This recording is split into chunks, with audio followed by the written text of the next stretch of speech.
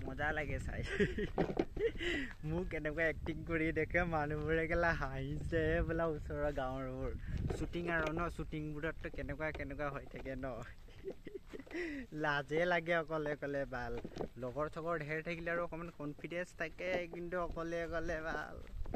পথাৰৰ মাজত তহঁতি জানই কোনে কৰি পাইছ পথাৰৰ মাজত অকলে অকলে